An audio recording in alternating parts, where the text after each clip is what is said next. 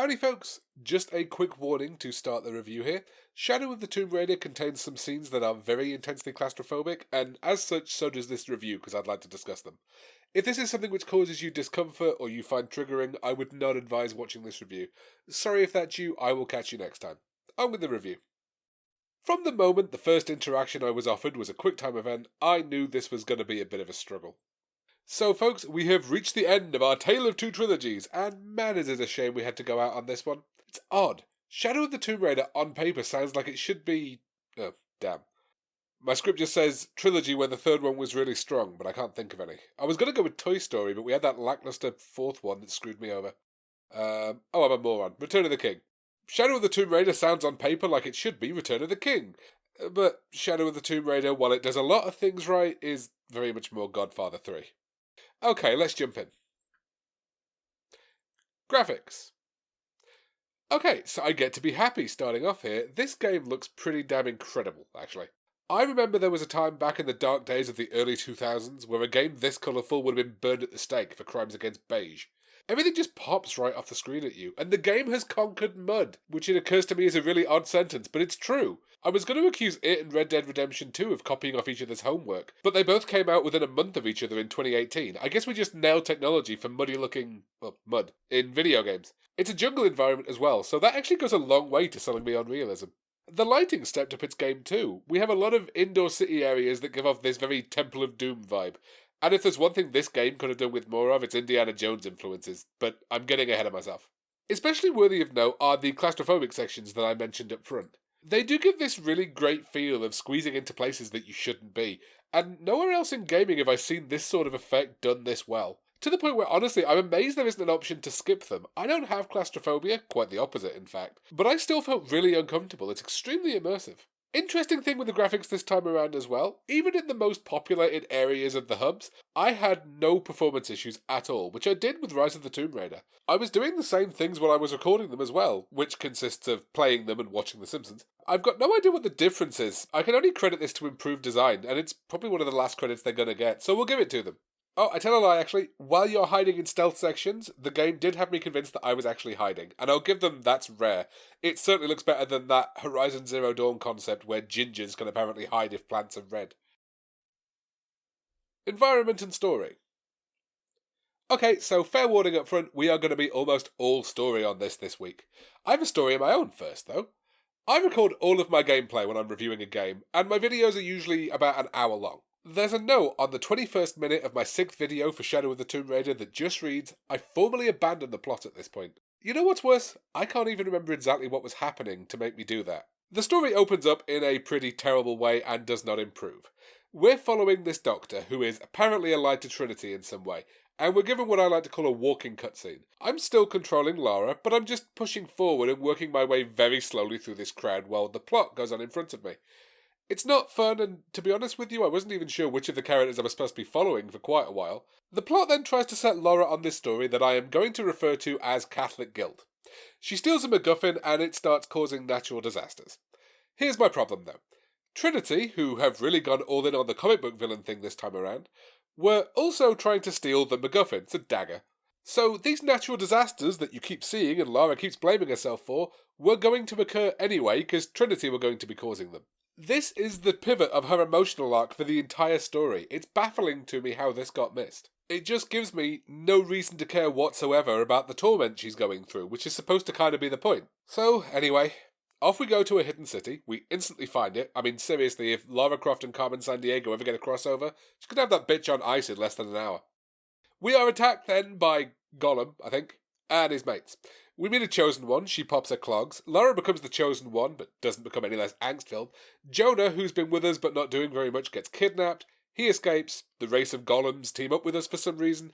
The leaders of Trinity are all killed, which would be a huge moment, but we never meet any of them. We only hear about their deaths over the bloody radio. Some dude called Rourke dies. I think I'm supposed to know who that is. The main villain killed Lara's dad, but that's not much of a revelation because we already knew Trinity killed their dad from the last game. He turns himself into a god, but he's not a bulletproof one. Lara turns into a god and then has to be sacrificed, but she's fine 2 weeks later for reasons I'm not really clear about. It's amazing that all of this stuff happens, and the game's real focal point is this emotional trauma that Lara's got going on that's tied to an event that doesn't make sense. Also, I want to be clear, like changing a bunch of random words in your script to Smurf, I might be giving the appearance that this is all more interesting than it is. The game really does stick to that whole thing about Lara being angsty and her father's death when she was 9, which you might recall we already did in depth during the previous outing, but fine, whatever. You can't even skip the cutscenes because most of them are misfiled under gameplay without walking cutscene business. I don't want to leave environment unmentioned entirely, so I will give Shadow of Tomb Raider its due. Its environments look brilliant. I just wish I was more interested in being in them. Gameplay. So you may have noticed we are skipping sound again. Like the previous title, there's nothing wrong with it, there's just nothing to call out as good or bad either way really, it's functional. So, gameplay, let's get the positive out of the way. The platforming in Shadow of the Tomb Raider is as good and as solid as it has been in the last 2 entries. There's even this really cool new overhang function for some of it. It's ruined a little bit because the camera stays in close rather than doing some of those awesome vertigo-inspiring shots we got in the first game, but it's a good addition. Stealth combat has taken a step forward, or kind of to the side really. You now can get seen by enemies and then hide again, but the stages aren't massively built around it. I started using stealth as more of a way of taking out the 1 or 2 heavily armoured guys with shotguns, and then going noisy to deal with the rest. I do like the new mechanic of covering yourself in mud though and being able to hide in walls. It's got a very Rambo feel to it, and I will take some Rambo with my Indiana Jones any day of the week. All the combat is honestly pretty fun, though there doesn't feel like there's a massive amount of it. The platforming either, really. We've added these more fleshed out city hub things these time around, but they don't really do very much other than give you a reason to be walking around. They'd be all very pretty if I wanted to be a tourist, but if I wanted to be a tourist, I'd be playing the 2018 classic Tourist Bus Simulator. It takes well over half the game before we even get a secondary mission to show up. And when one of them did, I had to just go and talk to a bunch of random folks, then talk to another random dude who gave me an item, then rescue a dude and get an item I didn't need. I just started skipping them. What I really wanted was more of the platforming, more of the puzzling, and more of the combat, and I wasn't finding that here. Collectibles make a return, but wow, I'm not sure if the game wants them to be there. We don't even automatically see artifacts when we pick them up now. They're essentially just press X to collect experience points. Unless you go looking at them in the menu and then they are there as they were previously. The XP system is back, but most of the time we are just buying some of the same old abilities. They've given the screen for them this really colourful overhaul too, but it just kind of looks like a mess and it makes it harder to find things. Also, we are really reaching on some of these XP abilities. I can now buy an ability that lets me make it so merchants have a better inventory for me to buy with a separate currency. I'm actually just fascinated to know how this works in the real world. Like, is Lara teaching the merchant about Amazon Prime? Anyway, it's all kind of moot because I collected very little, didn't go out of my way to level particularly, and I just never found anything in the game to be all that much of a challenge, though less laughably easy than Rise of the Tomb Raider.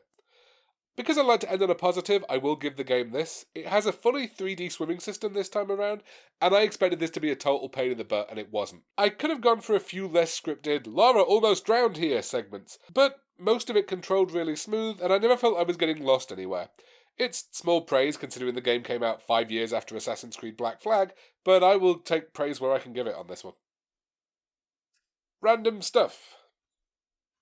Why did the indigenous people of this area carve a recipe for perception potions into a solid gold monolith? Why does the indicator for this QuickTime event look so bad? Why are we in the Jungle Book all of a sudden? How in the blue hell could Jonah tell that you could move that log? I don't mind suspension of disbelief in the tombs, but did an extra stone just appear on top of each of these pillars? Where'd Lara learn to just schlock mud off her like that? Does diving in this game actually do anything? I wasn't going to do one of these, but how did this guy not see me?